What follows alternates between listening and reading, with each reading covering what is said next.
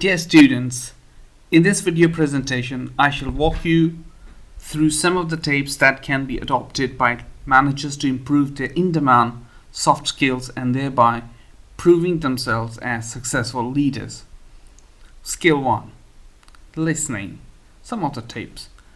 Keep yourself clear.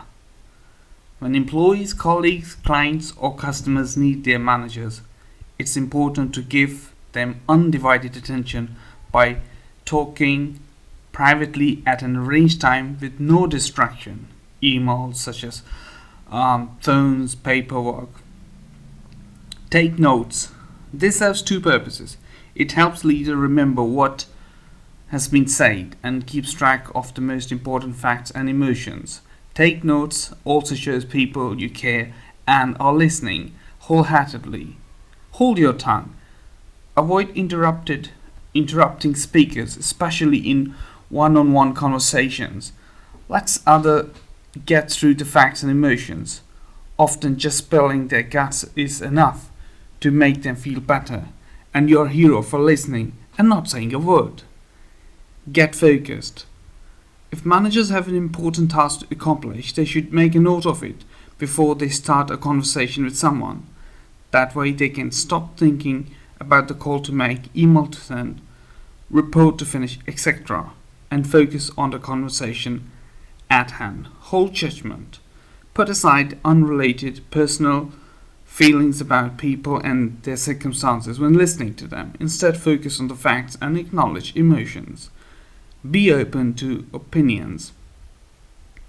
Leaders sometimes don't agree with what employees, co-workers, clients and customers say and stop listening because they are focusing on their rebuttal.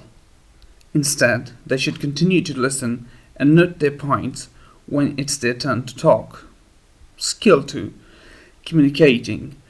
When leaders are talking to employees or colleagues, writing emails, training, or speaking in front of a group, these communication skills will help.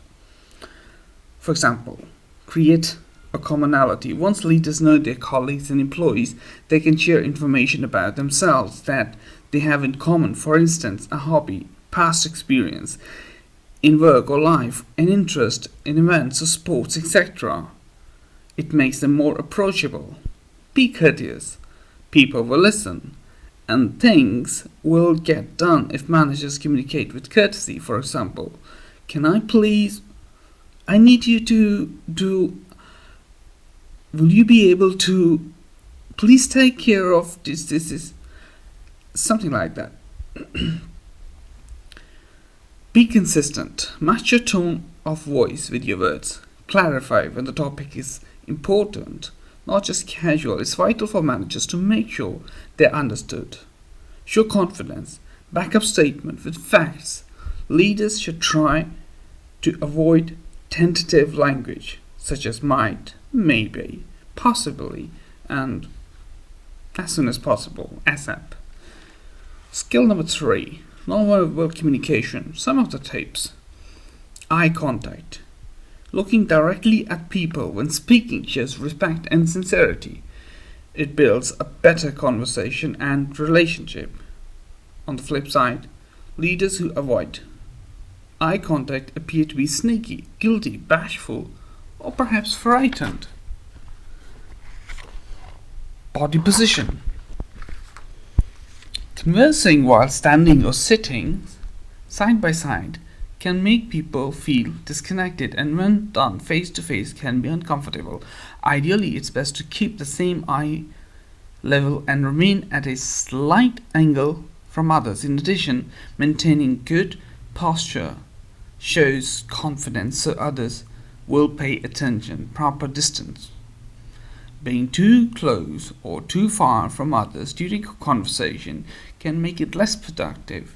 Stay within arm's reach. Also pay attention to people's body language. If they seem uncomfortable, give them a little more space. Gestures. Motion can add meaning to or detract from messages. Remember, crossed arm signals anger or lack of openness to ideas. Large gestures also distract the audience. Skill number 4. Here are some of the guidelines for recognizing the good work. Make it a policy, not a perk. Set rules for different types of recognition. For instance, recognize people for tenure and meeting goals, things everyone can accomplish. Stay small. Handshakes and sincere appreciation are always welcome. Leaders need to look their employees in the eye, thank them for the specific work, and explain why it made a difference. Add some fanfare. Recognize people at meetings when others can congratulate them. Include the team. In addition to praising individuals, recognize a whole group for coming through during an unexpected hard time, meeting a goal, working together, etc. Make it personal. When recognizing employees, match the reward and praise to the person. One person may like a quiet thank you and a gift card to a favorite store. Someone else might thrive on applause and a certificate given at a group lunch. Skill number 5. Negotiating. Some of the tips for negotiating. Leaders who strive to get what they want but be fair and keep others happy follow negotiating tactics. Some of the tips are balanced participation. All people want to be involved in decisions that affect them. Once managers offer their thoughts and position, it's a good idea to ask for the other people's thought on the subject. Understand the other side before moving on to the final decision and solutions. It's important for managers to show they hear the heard and understand what others have said and feel. Some key phrases. I understand that you want XXX, or I sense that you feel this way about the situation. Carry on. And the next sentence, you seem to want XXX, or do I have that right? Would you agree with my assessment? Something like that.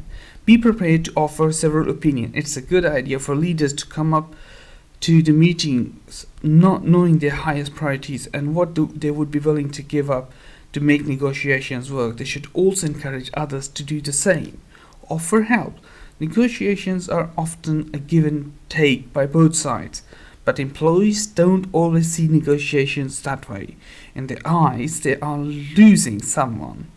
Leaders can ease that burden by offering to help out in some small way.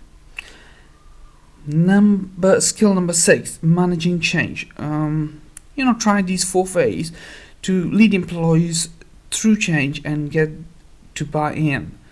The first is to get their input. If you can't include everyone in the planning process of the change, ask those who are the informal leaders with a positive attitude to participate, and they can get others on board. Perhaps with lots of enthusiasm. Hear their voices. Give employees several opportunities to share their feelings about the changes before, during, and after.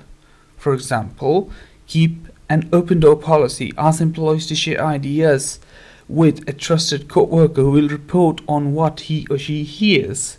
Host formal or informal meetings to discuss the changes. Next, focus on the positive. Outline specific ways the changes will improve work, processes, operations, etc. But be realistic too. Point out where employees may run into obstacles. Answer questions. Remain available to answer questions until changes are so ingrained they don't feel new anymore. If leaders are available to help, changes won't feel overwhelming to employees. The next skill is delegating. The 4 keys to better delegating are: number 1, explain who will be in charge. Even if employees are given the freedom of deciding how the work will be done, make it clear who will be in charge of the results. Make the goal absolutely clear. Give specifics of what the expected results are. Have employees repeat it so it's clearly and it's very clear that they understand. Lay out challenges. This is very important to success. It shows leaders understand employees will face obstacles and gives them a chance to help and encourage staff before the work even starts. Offer resources. Let employees know what's available to them in terms of money, time, authority, equipment, etc., and how they can get quick access to them. And the last skill is making the criticism. Some of the keys for delivering criticism with finesse include: go behind closed door, follow the old rule, praise in public, criticize in private. Avoid finger pointing when phrases like "you should have," or "why didn't you," or are used, people quickly become defensive. Instead, try one of these. I've noticed that you, and then you can continue the sentence. I do not know if you have noticed that you, and then you can continue the sentence. Avoid sugarcoating. Many leaders don't want to hurt other people's feelings, so they sandwich criticism between two compliments. Avoid this because some people will filter out the criticism and focus on the praise. Instead, go right to the issue, mention past successes, and ask where the problem is. Criticize one thing at a time. Criticizing several things at one time will absolutely lighten the importance of each item. Plus, it will make people feel as if they are failing at everything, not just one or two things. And the last and most important is involve the other person. Even when managers have specific changes in mind that need to be made, employees are more likely to embrace the changes when they are part of the solution. Consider saying, do you have any ideas on how to make sure you know, and then you can continue the sentence. What I can do to help you, continue the sentence. And there's another example. I have some suggestions on how you can do this, but let me hear your ideas first. This is a wonderful style of involving the other person and giving and delivering the effective feedback as well as the criticize. As well as you can criticize and you can provide an effective feedback, and employees thereby can improve their progress significantly.